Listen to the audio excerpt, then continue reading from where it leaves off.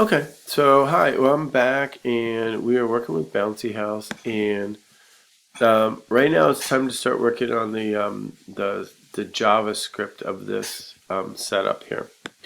And what we have right now is we have a Bouncy House that looks like this, and we have importantly, we have a JavaScript that connects to the web page. Okay, and that's important, and that's the thing. So that's why I can say console log hi there, and it'll show up on this Chrome browser because it sort of does that. Okay, if the JavaScript's connected, and the way you could check that again is to go to the script tag and make sure that your source for the script matches your name of your file, and the script file's in like a JavaScript file like that. Okay.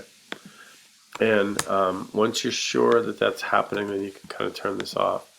And then we can start setting up the things about this. Okay, so we like started this a little bit, right?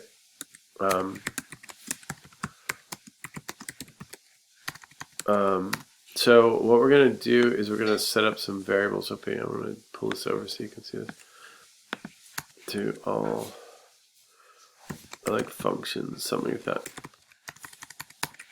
Okay, and what I'm going to do is I'm going to make a var for balls made. Okay, and right now I don't have any balls made, so it's going to be initially set to 0. Okay, I'm going to make a variable to tell the computer whether to move the balls or not, because we can have them start and stop, which we've seen before. And I'm just going to set this to false. Okay, and that makes this into a Boolean variable right now. Like JavaScript kind of is free and easy a little bit about type, and it'll it'll just assume that you want a Boolean variable here, whereas here you want an integer, right? So it sets up an integer and it sets up a Boolean variable. I'm gonna make one more variable here called like default ball size. Okay, and I'm gonna make this be like, say for example 10. Okay, and you could make this actually random or something like that too. We could decide, but right now all balls have set size. Okay, and that's the thing. Okay, so I don't know if we like that or not. Okay, now I think we actually did this before the break started, but what we're going to need is we're going to need some lists or arrays, right? Okay, to keep ball information. Okay, and what we're going to need is we're going to need a list of x coordinates. Okay, like something like that. Okay, and I don't know if you remember from the smarter way, this is a way to kind of quickly set up an array. It's just go new array. Okay, I'm going to need one of these for the y coordinates. So the balls have to have an x and a y coordinate. So just change this to y. I'm going to need a ball color for each ball. Okay, and that's going to equal a new array. Okay, and notice that like x's x's and y's are like integers, right? This is like integer data. Okay, this is also like integer data. Okay, but this is actually going to be like color data. Okay, and like arrays are cool with that. They can hold all sorts of stuff. Okay, and then what we're going to need for each ball is kind of a speed for them to move. Okay, so I'm going to set up a variable for a ball dx like speed. Okay, I'll go like this. Goes new array like this. Okay, so this will change the x coordinate. Okay, every time we move it, and this will be the like a var for ball dy. Make a new array, and this will change the y coordinate. Okay, and like basically dx means like change. D means delta. So it means change in y and change in x. Every time we move around, we're going to use that, okay? So this is the basic setup for the balls, okay? If we move further in like our knowledge of JavaScript, we could actually set up like a kind of an object for all of these. But this is okay. We're just going to run 1, 2, 3, 4, 5 different arrays or lists for our data for each of the balls, and we'll kind of keep them all together, okay? Now, we're going to have to get access to the canvas, okay? So we have over in the HTML file, okay,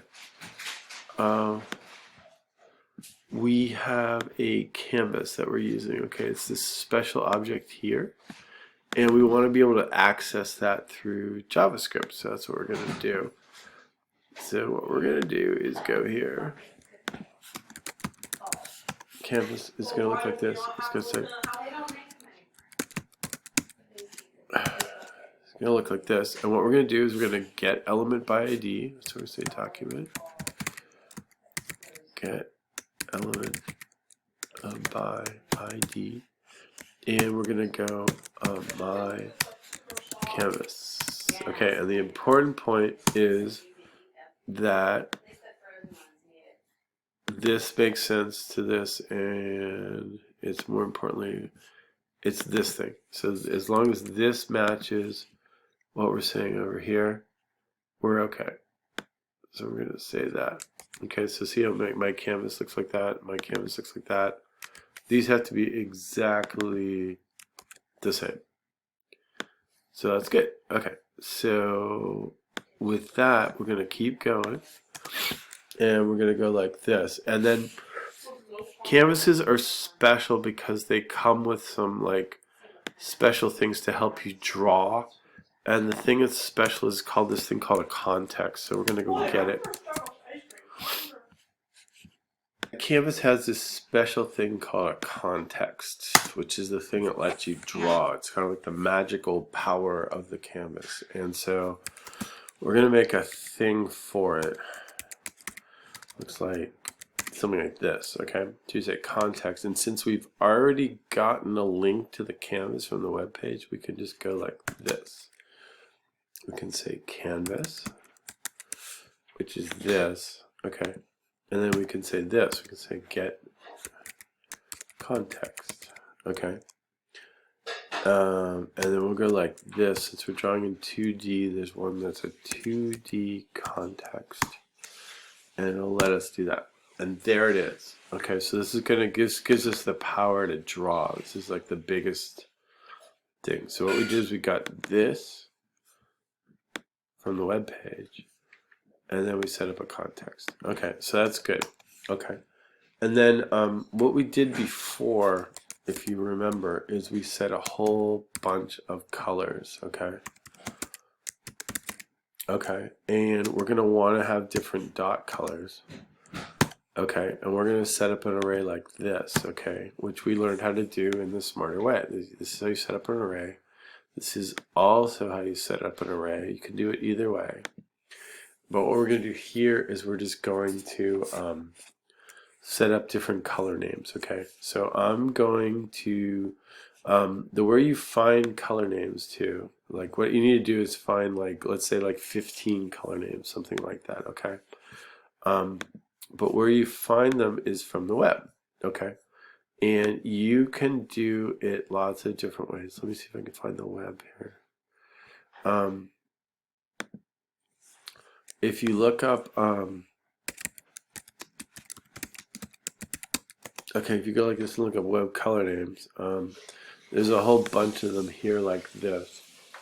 And you can use these names, right? You can use antique white, but you can also use like the hex code for it. So say aqua, right? So let's say if I want to use aqua, I'm going to go like this and go over here and just say aqua. Okay, that's one of my colors now. And also if I wanted to, let's go back over here. If I wanted to see a thing like blue violet and I wanted this, I can take this as well, okay? And I think this works if you just put the hashtag in like that. Okay, so this is like blue violet, but this also works, okay? But so what you want to do is get a whole lot of color names, okay? And I'm gonna stop the video and just put in my own color names, and you guys do the same. So you can add more colors, you know, as you go. But what I did was I made sure I got myself a bunch of different colors that I can use.